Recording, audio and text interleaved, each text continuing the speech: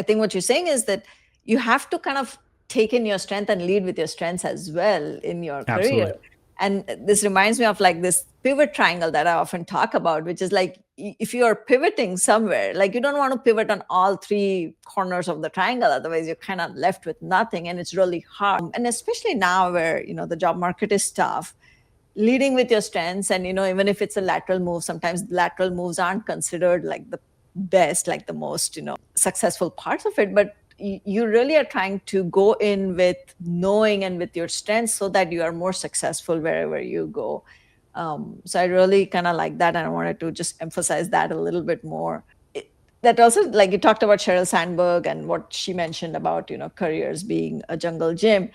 What is one best piece of advice and one worst piece of advice that you have received over the years in your career? I think one of the best pieces of advice was to not think about the trouble with any one role is you sort of build a reputation at a company, and then when you move on to the next role, oftentimes you're building from scratch. And hopefully your career is sort of compounding in a way that it's enabling you to take on roles of increasing responsibility. But some of the best advice that I got was think about like what is the connective tissue between those roles and build a personal brand around that. And by doing that, that enables you to have a profile that is independent from, in addition to, your role in any one particular organization. Because rather than being known as the chief product officer at Tinder or a VP at TripAdvisor. Instead, I've spent some time over the last few years building up a brand, and people know me as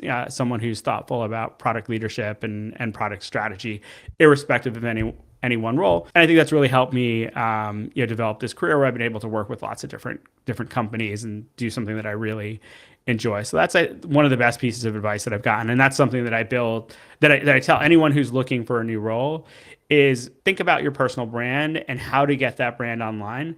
That doesn't mean that you have to start a Substack. That doesn't mean that you need to write every week in a newsletter.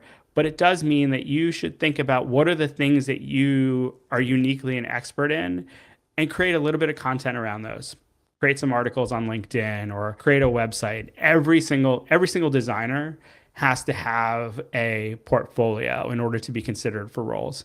Every engineer has to have a GitHub repo or set of repos that are essentially the front door to their experience. It's the same for product folks. If you can point people to some work that you've done, it can be thought leadership in a particular area. It can be case studies on products that you've built. That gives you such a leg up when you are interviewing for a role. That means that your profile for that role is no longer just the one page that's on your resume, but all of the really good work that you've done and the package that you've presented it in. And so that's, I think, the best piece of career advice that I've gotten is build a personal brand, not necessarily because you want to start a newsletter or do something like that, but because your thought leadership is valuable for you. It helps you codify the ideas that have been really important for you. And then it shows off how you think and what you can do in a much richer way than a LinkedIn profile or a resume could ever do.